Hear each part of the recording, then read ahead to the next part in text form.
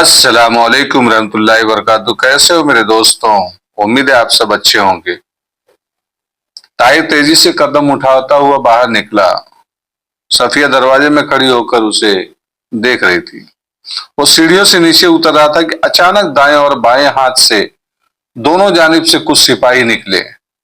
जब तक ताहिर अपने तलवार पर हाथ रखता तब तक उसे गिरफ्त में दे चुके थे। सफिया ने जल्दी से कहा, सईद तुम भाग जाओ। सईद और दो पहरेदार पूरी रफ्तार से महल के एक कोने की तरफ भागे। सफिया दरवाजे से निकली, लेकिन कासिम ने आगे बढ़कर उसका बाजू पकड़ लिया और कहा, सफिया तुमने आज बहुत बड़ा काम किया, चलो अब आराम करो। और वो उसकी आहने गिरफ्त में बेबस होकर साथ चल दी। चंद कदम चलने के बाद कासिम ने रुक कर सिपाहियों को आवाज दी, सईद शायद भाग गया है, उसे भी गिरफ्तार कर लो। महल के अंदर पहुंचकर कासिम ने सफिया को उसके कमरे के अंदर धकेल दिया और बाहर से कुंडी लगा दी। वापिस आकर मोहल्लत के इसरार पर कासिम ने ताहिर को उसके सुपुर्द कर दिया। सईद और दूसरा पहरेदार महल का कोना कोना छान मारने के बावजूद भी न मिले। बलाखिर एक सिपाही ने यह खबर दी कि महल की एक कश्ती गायब है। इस वक्त तक वो दूसरे किनारे पर पहुंच चुके होंगे। आधी रात के बाद जब मोहल्लत ताहिर को कैद खाने के दरोगा के सुपुर्द करके हिदायत दे रहा था, सईद और उसका साथी अब्दुल मुल्क और अब्दुल अजीज को अपनी सरगुजिश्त सुना रहे थे। ताहिर बिन यूसुफ दरियाए दज्जला के किनारे बड़े कैद खाने की एक जमीन दोज कोठरी में बंधा था। सुबह हो चुकी थी, लेकिन कैद खाने में अभी तक तारीकी थी। दोपहर हो चुकी थी, लेकिन कोठरी में अंधेरा था। उसे पता ही नहीं चला दोपहर हो गया। खाना लाने वाले ने खाना लाकर वहां रखा। ताहिर की आंख खुली, लेकिन उसके बाद करवट बदल करके वो फिर सो गया। बलाखिर उसने महसूस किया कि उसे कोई झिंझोड़ झिंझोड़ कर जगा रहा है। कौन? उसने अंगड़ाई लेते हुए सवाल किया। आहिस्ता बोलो। ताहिर ने घबरा कर आंखें खोली और तारीकी में गौर से देखने के बाद अपने करीब एक और आदमी को पाकर उठ बैठा। अजनबी ने कहा, जब से ये कैद खाना बना है शायद इतनी देर सोने वाला यहाँ कोई नहीं आया। अब तो दोपहर होने वाली है। ताहिर ने जवाब दिया, मैं कई रातों से इत्मीनान की नींद नहीं सोया।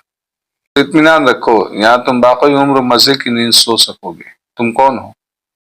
मैं कभी कोई था, लेकिन अब तो मैं एक कैदी हूँ। रात जब मुझे यहाँ लाया गया था तो मेरे ख्याल में यहाँ और कोई नहीं था। शायद तुम्हें अभी अभी यहाँ पहुंचाया गया। नहीं, मैं कई महीने से शाही मेहमान हूँ। मेरी और आपकी कोठरी के दरमियान एक दीवार का पर्दा है। मालूम होता है कि पहले ये जमीन दोज कमरे बहुत कुशादा, बहुत बड़े थे, लेकिन बाद में कैदियों की बढ़ती हुई तादाद के पेश नजर इनके दरमियान दीवारें खड़ी करके उन्हें दो हिस्सों में तकसीम किया गया है। तो आप किस रास्ते से यहाँ पहुंचे? अजनबी ने जवाब दिया, आओ मैं तुम्हें दिखाता हूँ। शुरू शुरू में यहाँ देखना मुश्किल होता है। मेरा बाजू पकड़ लो, घबराओ नहीं। चंद दिन के बाद तुम्हें भी मेरी तरह तारीकी में देखने की आदत हो जाएगी। ताहिर ने अजनबी के साथ एक तंग मेहराब से गुजरते हुए कहा, ये रास्ता तो बहुत कुशादा है। अजनबी ने जवाब दिया, नहीं, अभी तक आपने अपनी कोठरी का जायजा नहीं लिया। ये दरवाजा उसे दो हिस्सों में तकसीम करता है। मेरी कोठरी भी इसी तरह की है। चंद कदम और चलने के बाद अजनबी ने झुककर जमीन की तरफ इशारा करते हुए कहा, ये देखो, ये सुराख मेरे कमरे में जाता है। यहाँ से गुजरने के लिए मश्क की जरूरत है। तुम शायद न गुजर सको, तुम जरा मोटे हो, लेकिन तुम भी बहुत जल्द मेरे जैसे हो जाओगे। जब मैं यहाँ आया था मैं भी काफी मोटा था। करीबन एक महीने के बाद यहाँ की नमी की वजह से हल्का हल्का बुखार शुरू हो जाता है और भूख मर जाती है। ये रास्ता तुमने कैसे दरियाफ्त किया? जब मैं यहाँ लाया गया था तो इस कमरे में एक शख्स कभी कभी दीवार से टक्करें मारा करता था। 2-3 दिन मैंने कोई तवज्जो न दी, लेकिन एक दिन मैंने उसके जवाब में दीवार को खटखटाना शुरू कर दिया। तो थोड़ी देर के बाद किसी ने मेरे कमरे में दीवार के करीब सिल ऊपर उठाई और सर बाहर निकाल कर कहा, अस्सलाम वालेकुम। मैं इस कदर डरा कि अगर बाहर निकलने का रास्ता होता तो मैं शायद दरिया में भी छलांग लगाने से दरेक न करता। वो बोला, डरो नहीं, मैं तुम्हारा पड़ोसी हूँ। थोड़ी देर गौर से देखने के बाद मैंने उसे पहचान लिया। वो काजी अबू दाऊद था, जिसने एक मुकदमे में साबिक वजीर आजम की मर्जी के मुताबिक फैसला देने से इनकार कर दिया था। ये रास्ता उन्होंने मेरे यहाँ आने से बहुत पहले खोदा था। उन्होंने मुझे बताया कि बेकारी से उकता कर मैंने इस दीवार के करीब फर्श की 2 सिलें उखाड़ दी है। اور فرش کے نم دار مٹی کو ایک ٹوٹے ہوئے برتن کے ٹھیکرے کے ساتھ کھودنا شروع کر دیا۔ وہ کہتے تھے کہ چند دنوں میں انہوں نے یہ سوراخ نکال لیا تھا، لیکن اس کمرے میں کسی کو نہ پا کر انہیں بہت افسوس ہوا۔ پہلی ملاقات کے بعد ہی مجھے انہوں نے اپنا گرویدہ بنا لیا، لیکن وہ 1.5 ماہ کے بعد چل بسے۔ پہرے دار یہاں صبح شام صرف 2 بار آتے ہیں، اس کے بعد سارا دن اور ساری رات ہم ایک دوسرے سے مل سکیں گے۔ صرف جمعہ کے دن وہ صفائی کے لیے آتے ہیں، اس دن آپ سوراخ پر یہ سلیں رکھ دیا کریں، اور بہتر یہ ہوگا کہ اپنا بچھونا بھی یہیں ڈال دیا کریں۔ قید تو یقیناً میری طرح آپ کو بھی لا تمنا ہی ملی ہے۔ مجھے معلوم ہے کہ قید خانے کے اس حصے میں صرف وہی لوگ بھیجے جاتے ہیں جن کا کوئی جرم نہیں ہوتا، لیکن تم تو نوجوان ہو۔ میں حیران ہوں کہ حکومت نے تمہیں اتنی اہمیت کیوں دی ہے۔ میں نے شاید تمہیں کہیں دیکھا ہے۔ چلو دوسری طرف چلیں، ادھر تاریکی ذرا کم ہے، اندھیرا کم ہے۔ طاہر اجنبی کے ساتھ پھر اپنی جگہ آ بیٹھا۔ اجنبی نے کہا تم کھانا کھا لو۔ طاہر نے جواب دیا مجھے بھوک نہیں۔ اجنبی نے کہا حقیقت یہ ہے کہ یہاں آ کر پہلے دن کوئی قیدی کھانا نہیں کھاتا۔ میں نے بھی 2 دن نہیں کھایا تھا، لیکن آہستہ آہستہ آدمی عادی ہو جاتا ہے۔ اچھا یہ بتاؤ تم یہاں کیوں کر پہنچے؟ میں تمہارے اور کسی کام نہیں آ سکتا، لیکن اپنی سرگزشت سنا کر ہم ایک دوسرے کا بوجھ ہلکا کر سکتے ہیں۔ مجھے شک ہوتا ہے کہ میں نے تمہیں کہیں دیکھا ہے۔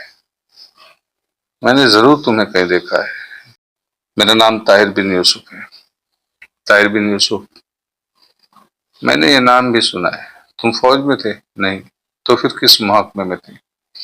کسی میں نہیں، میں بغداد میں ایک بہت بلند مقصد لے کر آیا تھا۔ تو پھر ٹھیک ہے، یہ کوٹریاں صرف بغداد میں بلند مقاصد لے کر آنے والوں کو نصیب ہوتی ہیں۔ خلیفہ اور سلطنت کے عہدیداروں کا عتاب صرف ان لوگوں پر نازل ہوتا ہے جن سے خدا خوش ہو۔ اچھا اب مجھے شروع سے اپنی سرگزشت سناؤ۔ طاہر نے بغداد میں اپنی آمد کی قاسم کے ساتھ ایک زنی اور واقعات اپنی سرگزشت شروع کیا۔ نبی نے اسے ٹوکتے ہوئے سوال کیا۔ مجھے یاد آیا، تم وہی نوجوان ہو؟ ارے میں نے اس دن بھی دعا مانگی تھی کہ خدا تمہیں نظر بد سے بچائے۔ اچھا آگے سناؤ۔ طاہر نے خارجم کے سفیر کے ساتھ ملاقات کا ذکر کیا تو وہ چونک اٹھا۔ میری طرف دیکھو، میں ہوں وحید الدین۔ آپ؟ طاہر نے اچانک سوال کیا۔ ہاں میں وہی بد نصیب ہوں، مجھے یہاں سے رہائی کی امید نہیں، اور آپ کو اپنی معصومیت کا یقین دلا کر میں آپ سے کوئی فائدہ حاصل نہیں کر سکتا، لیکن چونکہ ہم ساتھی ہیں اس لیے آپ کی تسکین کے لیے خدا کو حاضر و ناظر جان کر قسم کھاتا ہوں کہ میں نے چنگیز خان کے پاس کوئی ایلچی نہیں بھیجا تھا۔ طاہر نے کہا مجھے آپ پر یقین ہے، اگر آپ پر وہ کوئی جرم ثابت نہیں کر سکتے تو کھلی عدالت میں مقدمہ چلاتے۔ میں صرف یہ جاننا چاہتا ہوں کہ آپ کو کب اور کیسے قید خانے میں بھیجا گیا۔ آپ پہلے اپنی ساری باتیں سنائے۔ وحید الدین نے ساری باتیں سنا دی۔ طاہر نے اچانک اپنی سرگزشت۔ وحید الدین کچھ دیر گہری سوچ میں اس کی طرف دیکھتا رہا۔ بالآخر وہ بولا اب میں آپ کے سوال کا جواب دیتا ہوں۔ آپ کی باتیں سننے کے بعد میرا شک یقین کی حد تک پہنچ چکا ہے کہ میں مہلب بن داؤد کی سازش کا شکار ہوا۔ یہ شخص بغداد میں چنگیز خان کے سفیر کا ملازم تھا۔ شہزادہ مستنصر باللہ کی سفارش پر میں نے اسے اپنے دفتر میں رکھ لیا۔ جہاں تک علم کا تعلق ہے میں اب بھی اس کی تعریف کیے بغیر نہیں رہ سکتا۔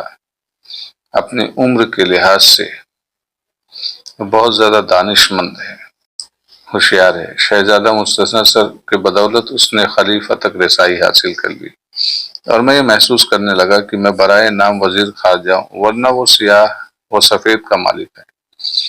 اگر میرے دن اچھے ہوتے تو میں پہلے ہی مستعفی ہو جاتا، لیکن میرے مقدر میں یہ ذلت تھی۔